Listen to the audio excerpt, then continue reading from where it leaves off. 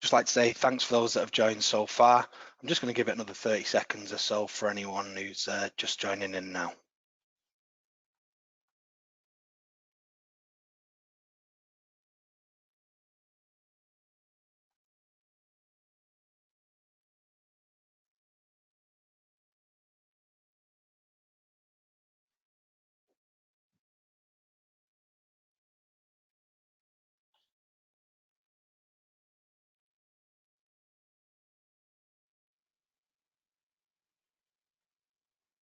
Okay, let's get started. So thanks to everybody that's joined today. It's registered and come on board to listen to the webinar. There's been some great content coming out of DWS product teams recently, and I'm looking to add to that with my first webinar that's going to look to cover some of your recent FAQs or most familiar FAQs with our sales and support team. So for businesses venturing into selling mobile as a product, or even to anyone with loads of experience, it can seem really complex. Without a solid support structure, commercials, and packages that suit your audience, it really can be difficult. But at the same time, with that stuff, it can be really easy. So DWS Mobile obviously do our utmost to work with our network suppliers and ensure that everything we offer is both competitive in terms of other ISPs in channel, compelling enough for you to want to sell it and make money from it, and probably most key to us is that it's simple, not only to understand, but to sell and provision and implement for your customers. But obviously there's always going to be a few more complex procedures, processes, features that lead to the same questions being asked over and over. And those questions are exactly what's driven the content that I'm going to cover today. So onto the agenda. The three main topics we're going to cover today are pro rata billing, and within that we'll cover how pro rata costing works and how pro rata bundling works. Then we're going to cover cost management tools. A lot of people are asking what's the difference between mobile bill limits and standard usage alerts and auto bars. So we'll look into those in a little more detail. And then finally, we get a lot of questions around roaming services and the difference between daily roaming options such as World Travel Select versus Travel Plus benefits and features and so on. So we'll go over those. So straight into it with pro rata billing. This is probably our most commonly asked question, especially with new to mobile partners on how pro rata billing. Pro rata cost refers to being charged or receiving a part or proportion of a fee on your bill. So as always, mobile subscription costs are paid for in advance. Invoices are based on a set monthly bill date, usually with us on the 1st of every month, and the charges will cover up until the end of that month. That's classed as that billing period, so it could be from the 1st to the 30th or the 1st to the 31st, etc. On a connection's first invoice, or following an invoice after a significant change has taken place to the tariff, then pro rata billing is always going to come into effect. So to break that down into those two instances, when you add new business or a mid-month bolt-on, the system will always charge the relevant proportion of line rental from the date of the connection up until the end of that billing period and the point of the first invoice after that. In addition, it then charges the month in advance line rental like it always would. In the case of tariff changes, firstly, the system has to credit any incorrect line rental that it's already charged you. So we've covered that you get billed on the 1st of every month up until the 30th. So the system has to, when you make a tariff change partway through the month, the system has to automatically give you back what it's overcharged you in the early advanced line rental. So it does that. It credits back anything that doesn't apply. Then it re-rates the remainder of that month based on the new cost that you've applied during that tariff change order. So to give you some live examples of this, because it still sounds complex despite having explained it, I've hopefully broke it down into some simple bullets here that'll make it easy to digest. So on a new business first invoice, let's take a tariff with a monthly line rental of £10. The subscription's connected on the 15th of any month. Yeah, you only get a bill on the 1st of the month. And every bill that you get on the 1st of the month always bills your £10 line rental from the 1st to the 30th of that month. But because you connected that number partway through the previous month, it's got to sort of play a catch up. It essentially has 15 days of usage because you connected it on the 15th month to catch up on. So the bill total for that subscription would essentially be £15 because the £15 is made up of the £5 pro rata charge plus your standard £10 line rental in advance. Hope that makes sense. So moving on to the tariff change, or how a bolt-on or bundle ad might work. Let's say, for example, your current monthly line rental is £10. So again, using similar circumstances to above. And again, for simplicity, the tariff change is done, or the bundle is added on the 15th. And either the bundle was an extra £5 or the new tariff was £15 in total. This is going to show you how it works. The system identifies the overcharge for the £10 covering the 16th to the 30th and knows it needs to give you a credit back of £5. It then rates your new line rental costs for the remainder of that month, which is obviously half a month, therefore half of your new line rental cost, which is £7.50. So the bill total for that subscription on the 1st of the following month after the change would be £17.50. And that £17.50 is made up of a £7.50 re-rate plus your new £15 advance line rental cost, but then that would obviously be £22.50, and it still knows it owes you a £5 credit for the overcharge of the original line rental, so it deducts that, making the £17.50. So that's the costing side of it. And I really do hope that makes sense to everybody. It seems to break it down in a little more detail than what we put in our guide, so I really hope that has helped. Bundling is very similar. So pro rata bundling, again, refers to receiving part or proportion of an inclusive benefit or allowance on your bill as opposed to a rate or cost. And mobile bundles, like the associated costs, are prorated almost on identical methodology. First billing periods and tariff changes and bolt-ons and stuff will again lead to pro rata bundling, depending on when they're added. So for new business and mid-month bolt-on ads, again, the system offers the relevant proportion of bundle allowance from the date the connection's applied to the end of that billing period. And for tariff changes, it recalculates. This is a little more complicated. It actually recalculates what you've used based on your current bundles and what you should have had on a pro rata basis. And then it re-rates what you've used up to the point of the change, which could essentially mean additional charges if you've used more than half a month's worth of usage, if you change it halfway through the month. But it then calculates the proportion of the new bundle allowance the user is now entitled to from the point of tariff change to the end of the billing period. So again, just off those explanations, it could still be construed as quite complicated. So I'm going to go into a little broken down example for each of those scenarios.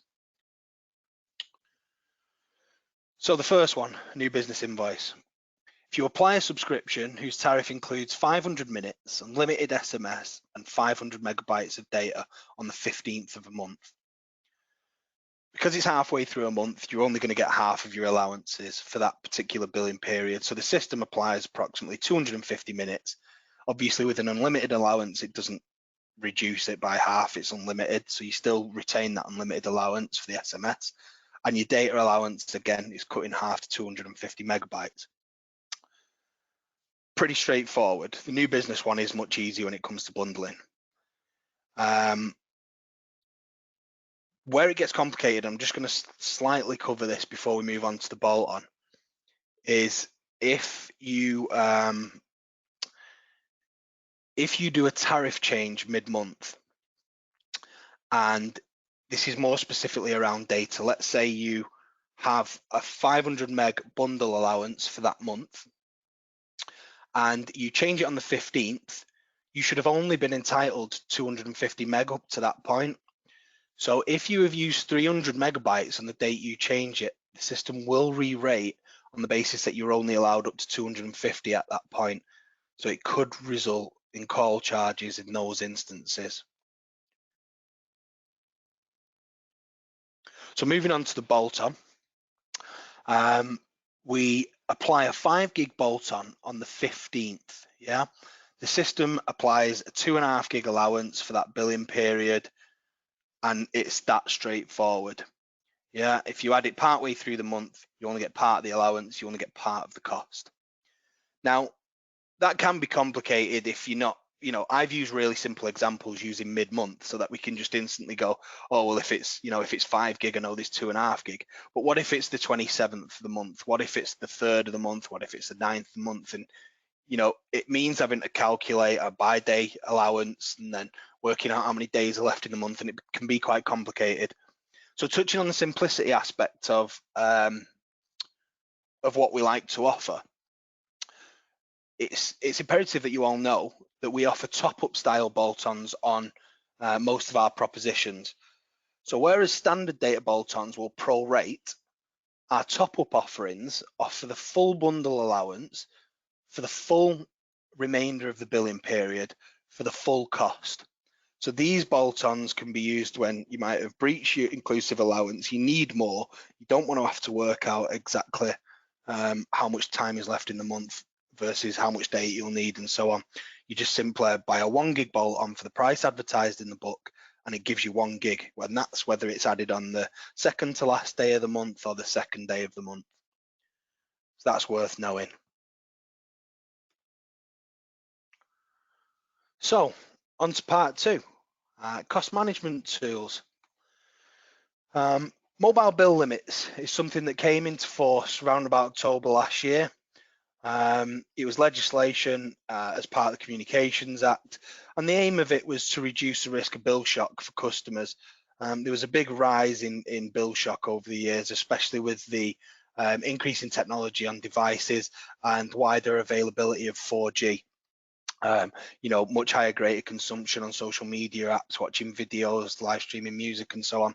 And it became apparent that the industry needed to do something. So mobile limits were a legislation-driven solution to that problem.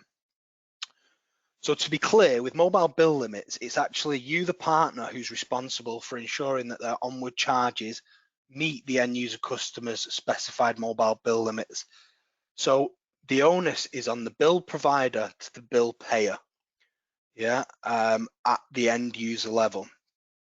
So even though the legislation doesn't cover us to enforce this to you, because we're not billing the end user, you are, obviously as a provider and partner to you guys, we wanted to make this as simple as possible.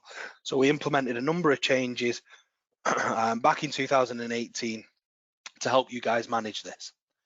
They must be applied by partners based on the tariff buy rates from DWS, and not the RRP charges to the end customer. So obviously you have a bit of calculating to do based on how your markups work, because you can only set your limits with us based on what we're charging you, because obviously we don't know what you're charging the customer.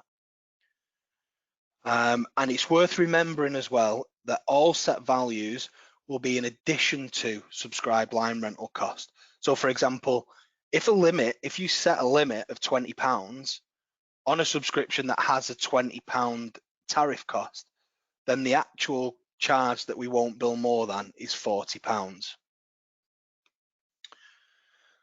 So DWS will not charge above and beyond that fixed value for standard qualifying call services.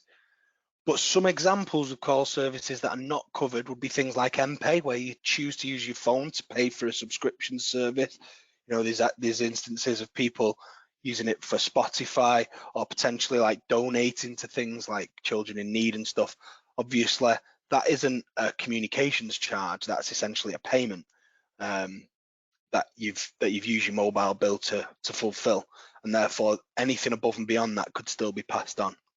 And another example is, as most of you will be aware, with non-geographical and premium call services, the rates are split into 2 charges. There's an access charge and a service charge. And in the event of like premium call service charges or non-geo calls with service charges. We won't charge you our access fee rate to connect to these services, but you could still be liable to the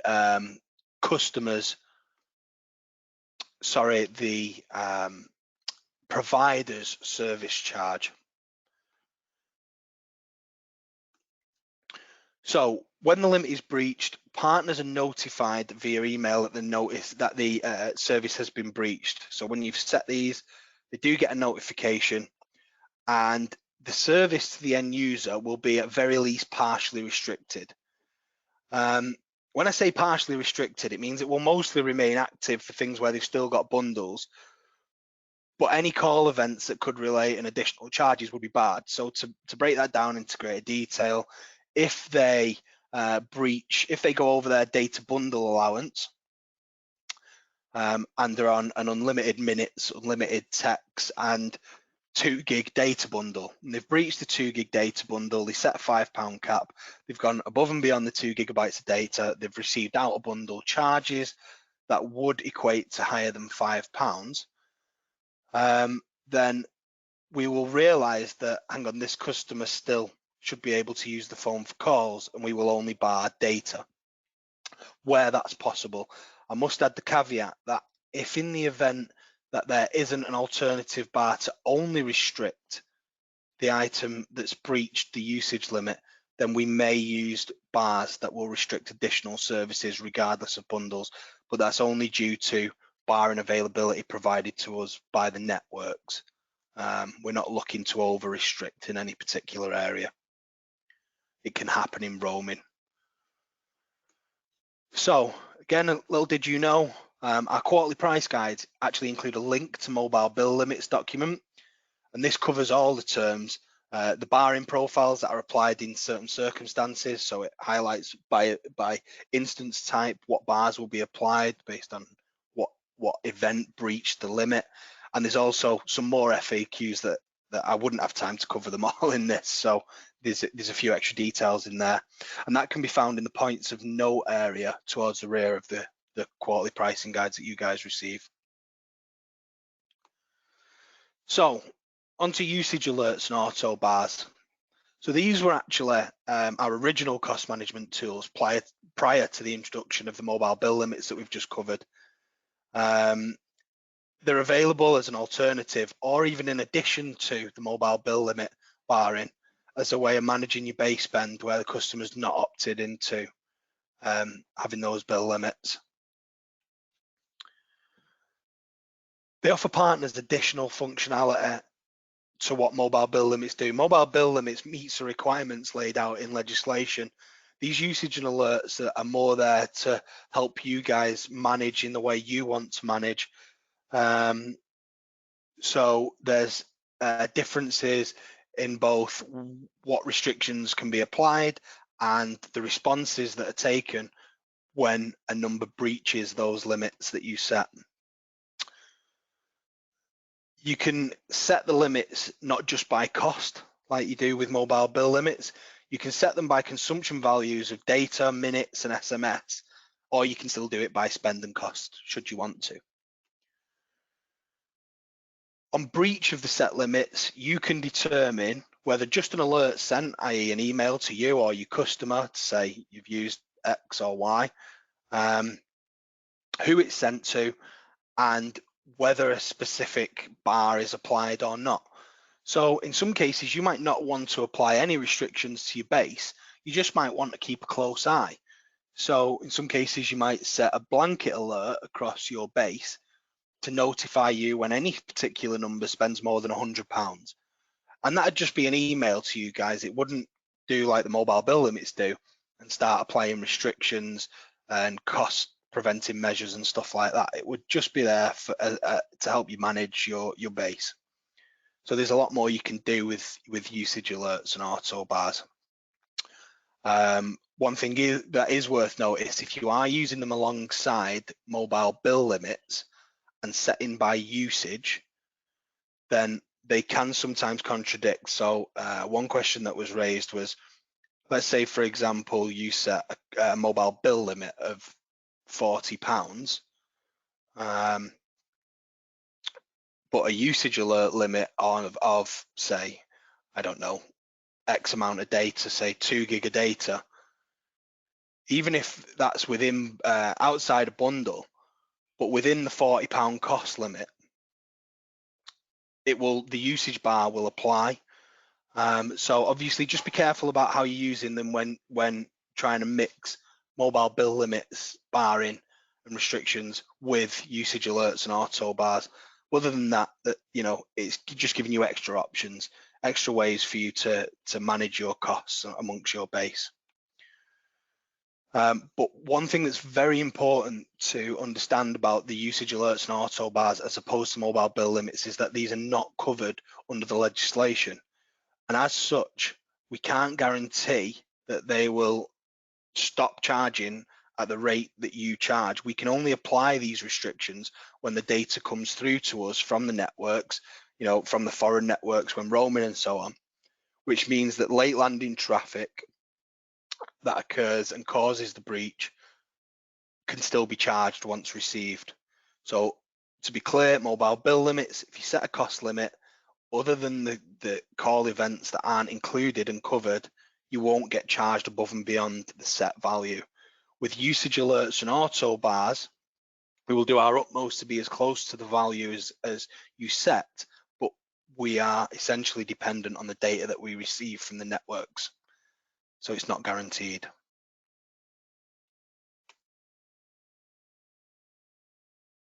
So finally, onto roaming services. I'm going to cover 4 roaming services. The first one isn't so much a service, it's actually a legislation, but it relates to some of the others and sort of works its way into the services that we're going to cover. So most of you will be familiar with Roam Like at Home. It was introduced back in 2017. It meant lots of changes were introduced so that we no longer see charges or increased rates compared to our UK rates when roaming in Europe. This meant any mobile user whatsoever was in any of the European destinations. I've took the time out to list them here. Obviously, I'm not going to go through them one by one. They could utilize all the benefits rates related to the domestic tariffs despite being abroad. So the legislation itself covers those in the EU regulated destinations, Europe Zone 1. But in addition to this, we had an EU Zone 2, which is essentially unregulated destinations. And although the legislation didn't cover it, DWS in almost all instances of our tariffs, certainly over the past few years, it's only the newer tariffs that have been recently released. There's one base tariff in there that doesn't cover it. But in almost all instances, you get the unregulated destinations included within our Roam Like at Home offering. So places like Guernsey and Turkey and Switzerland that wouldn't usually be covered under the legislation are covered under the legislation on most of our tariffs.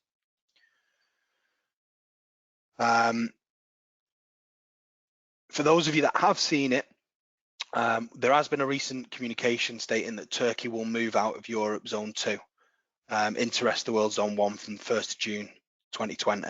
So that means that obviously it won't be covered under standard Roam Like at Home legislation and won't be a free to roam destination as it currently is. More details on worldwide zoning will be available in the pricing guides. So the first daily roaming service, World Travel Select. It essentially offers an alternative to pence per minute or pay-per-use rates in the form of a chargeable daily roaming service that gives access to your UK bundles when roaming in a number of destinations worldwide for a low-cost fee. I haven't specified the price because obviously there have been different variations over the years and different rates on our tariffs.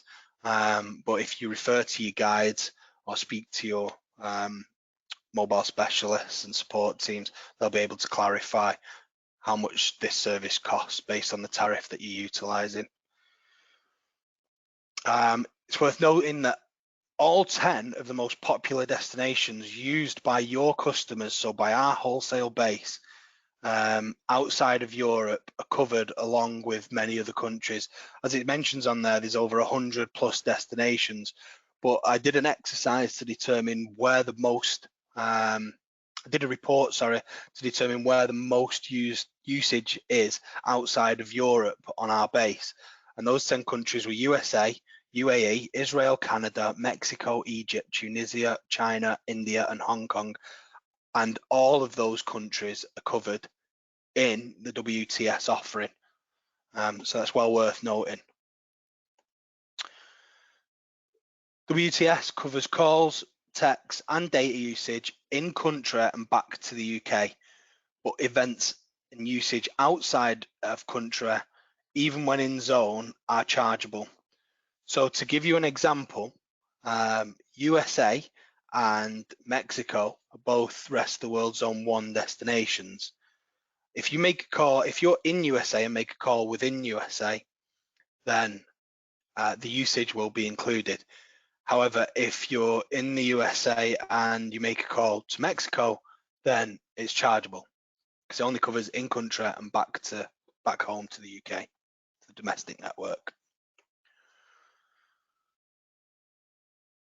So it's worth noting, one thing I did slightly cover was that there have been a number of versions of World Travel Select over the years at different prices, but there are currently 2 active versions of World Travel Select in the way in which it actually works. So the first version and the original version, they're still active on any legacy tariffs for bases and customers who've had this on tariffs prior to April this year. The legacy version actually charges standard roaming out of bundle rates when your UK bundles are breached and utilised. So the service gives you access to your bundles, but not your out of bundle rates. In the new version, on the new proposition released 1st of April this year, we've managed to update the product so that it utilises UK rates in all of these destinations when your domestic bundles are utilised. That's a key point to remember. Another thing to remember is that roaming services like World Travel Select and Travel Plus, which I'm also about to cover, that have a daily roaming fee, can charge that fee for any utilisation of service that would be chargeable. So for example, in some instances, CDRs that you receive from us may display an event listed as 0 megabytes. So it might charge you the daily roaming fee for what looks like nothing. But what that actually means is there's been a data event that was less than 1 megabyte. Small data events such as, emails coming through, app pings where it's just checking for updates and such. These can all be really low data consumption, but ultimately any kind of data usage. Sorry, again, my slides just getting a mind of its own.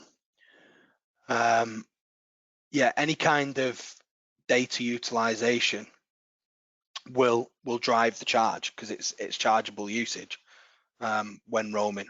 So please be aware of that.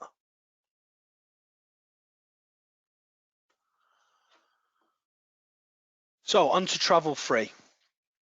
Travel free is essentially just an enhanced version of Roam Like at Home. So the Roam Like at Home legislation gives you access to your UK bundles within Europe, just Europe. Travel free essentially goes a little bit further and covers over 20 destinations outside of Europe, making those destinations free to roam destinations. So again, I'm not going to cover all of the individual destinations, but they're in the slides for future reference. So in addition to Europe, you can use all of these destinations as free to roam destinations.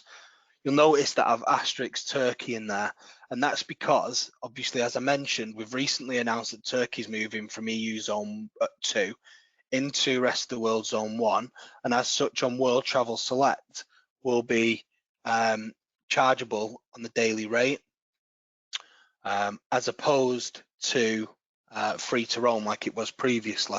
However, with travel free, this is still Turkey is still a free to roam destination. It's covered in the extra destinations, so that's worth noting too.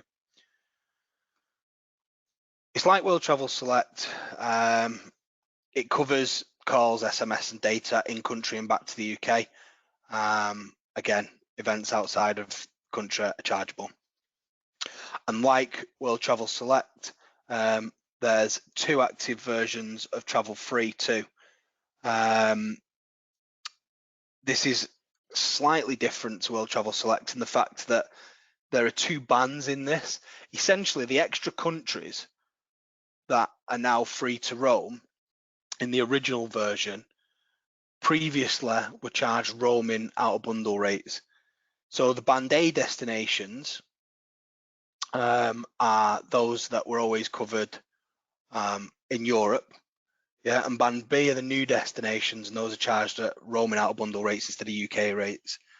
The new version of these tariffs has no destination banding and simply charges UK out of bundle rates in all instances.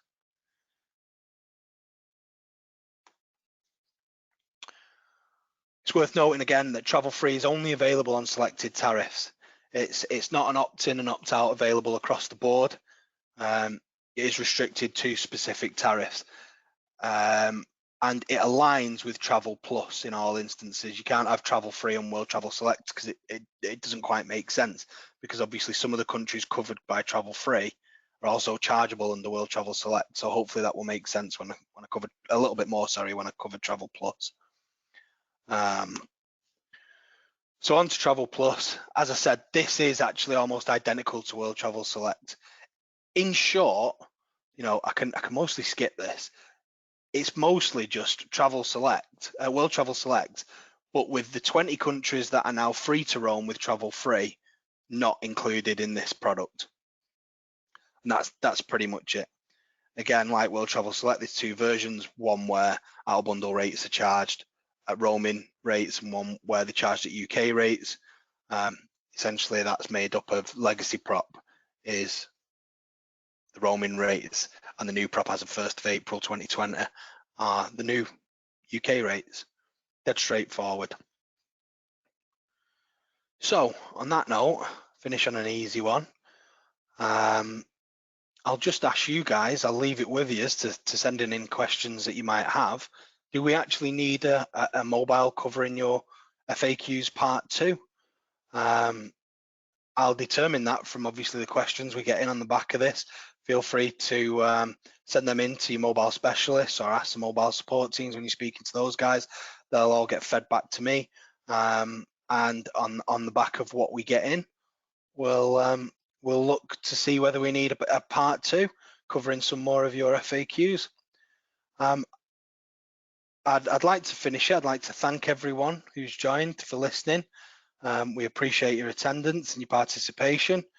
And on that note, have a great day, everyone. Thanks very much. Bye now.